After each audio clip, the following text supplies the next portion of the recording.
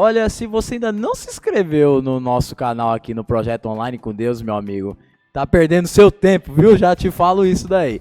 Porque aqui o estudo da lição é massa, gente. Conforme a galera aí do Nordeste, o pessoal fala isso aí, é massa, é top demais. Então, para hoje, Direitos Civis é o título. Terça-feira, dia 20 de fevereiro. Meu aniversário tá quase chegando, então anota aí para pegar o meu presente, um avião de miniatura, fica a dica. Então, vamos lá. Vamos começar lendo Atos 25, o versículo 10 ao 12. Então, vamos que vamos.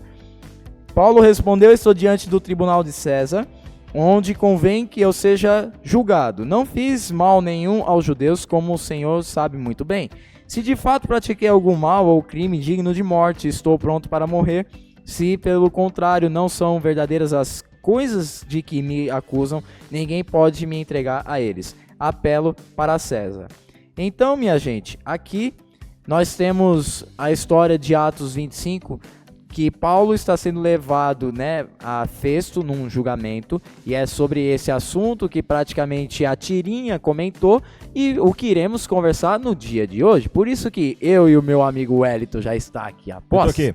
Eu tô aqui agora. Vamos que vamos, meu Acabei de amigo. aparecer aqui, eu vim de um alçapão. Surgiu! Vocês não tô vendo, mas tem um. Muito bom, cara. Ó, quais atitudes de Paulo nessa história aqui, desse julgamento, evidenciaram que ele entendia esse negócio chamado direitos civis? Paulo, ele era um camarada muito letrado, né? Ele tinha a palavra como uma arma muito forte dentro dos seus discursos. Sim. A gente sabe hoje que muito provavelmente o livro de Lucas e o livro de Atos, eles foram escritos mais ou menos ao mesmo tempo por Lucas, que ele era médico e também muito interessado por lei, e ele foi escrito como uma peça jurídica justamente para a defesa de Paulo. E era importante que ele descrevesse nesses momentos que Paulo era cidadão romano. Certo. Mas ainda, mesmo Paulo sendo cidadão romano, ele não exigia os seus direitos a todo momento. Ele exigia os seus direitos de acordo com a estratégia que lhe parecia melhor para a pregação do evangelho.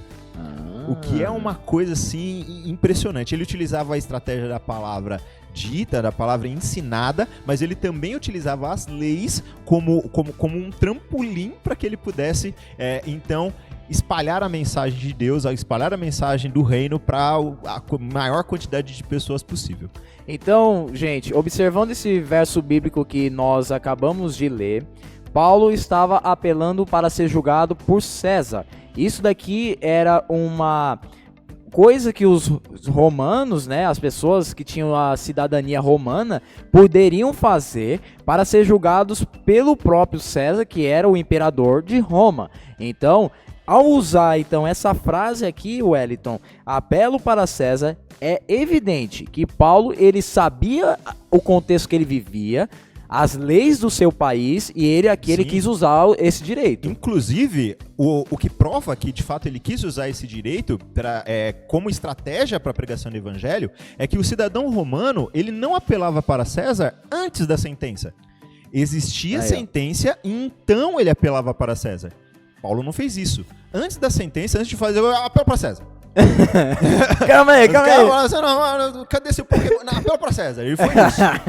Entendeu? Tanto é que, a partir desse momento, o Festo falou assim: olha, eu até te libertaria, mas você. Mas já foi apelando, cara. Você apelou 2, 3x. Não quis segurar a onda. Exatamente. Então ele apelou pra César. Mas eu acredito que, ao fazer isso, Paulo estava realmente visando pregar em Roma. Porque se você puxar todas as histórias que ele viajou, todos os lugares que ele foi, nenhum deles foi até a capital de Roma. Então, possivelmente, não sei, caso alguém saiba aí sobre a situação, ponha nos comentários. Acredito que realmente Paulo foi um dos primeiros discípulos dos apóstolos que chegou até a cidade de Roma. Acho que ele foi o primeiro. Justamente. Então, olha só que legal, hein? Ele já estava visando uma coisa além.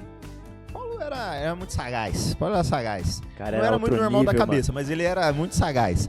E assim, a viagem para Roma não era uma viagem fácil, era uma viagem muito complicada. Inclusive, se a gente for ler alguns textos ali atrás, a gente vai perceber que os principais da sinagoga estavam até pretendendo matar Paulo durante uma viagem que ele faria, né? Se ele fosse levado a Jerusalém, eles estavam pretendendo matar ele. Então, numa viagem tão longa, quantos perigos Paulo não poderia ter, né? Ele foi escoltado agora, ele estava preso, mas ele estava escoltado. E, inclusive, meu caro amigo Luan, Sim. isso foi um chamado de Deus para Paulo.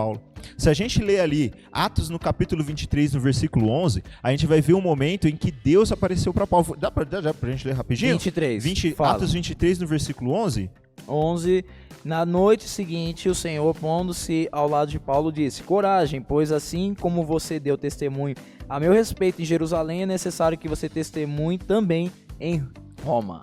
Foi Aí, um chamado de Deus pessoal para que ele pudesse pregar em Roma. E naquele momento, quando aconteceu, ele sentiu, opa! Aquilo que Deus havia me dito está se cumprindo agora. Por isso que comunhão é muito importante. Comunhão é muito importante. Como é que você vai saber que uma promessa que Deus te fez em algum momento está se cumprindo nas circunstâncias que você está vivendo hoje? Comunhão, meu amigo. E imagina, se ele não tivesse apelado para ir a Roma naquele exato momento, talvez ele seria libertado, ele não teria a chance de ter ido para lá. Tá vendo como ele reivindicou o seu direito na hora exata, cara? Que bacana. Justamente. Última pergunta. Essa pergunta aqui, um abraço, Esther, parabéns pela pergunta. A Esther criou essa pergunta Parabéns, aqui. Esther, pela pergunta, Esther. Ele vai responder, então, por mim, tá tudo bem. Sabendo que em breve muitos cristãos terão que se apresentar a grandes autoridades para defender a sua fé do mesmo jeito que Paulo fez aqui agora. Uhum. Você se sente preparado para isso e o que te ajuda a manter o equilíbrio do mesmo jeito que o nosso personagem de hoje? Não me sinto preparado. Mas é bom que eu não me sinta preparado. Porque ao passo que eu não me sinto preparado, eu sinto a necessidade de me preparar. O que você faz para jogar bem? Você treina. Treino. O que você faz para cantar bem? Você ensaia. Tem um jogo chegando aqui. Tem uma grande apresentação chegando aqui. Essa expectativa tem que estar nos nossos corações. Uma vez que essa expectativa ser depositada no nosso coração, a gente tem o afã, a gente tem um incentivo para que a gente possa se preparar. E quando chegar aquele momento, o Espírito Santo de Deus vai te deixar preparado. Mas você precisa entender que você não está preparado e precisa entender que você tem que treinar para esse grande jogo. E como é que você treina? Comunhão, assim como Paulo fazia. Então, através da comunhão com isso aqui, a Bíblia é o que você precisa fazer para se preparar nesse grande dia. Até o vídeo de amanhã, meu amigo, o que você acha? Até o vídeo de amanhã. Eu, Luan e você também, hein? Vem com a gente.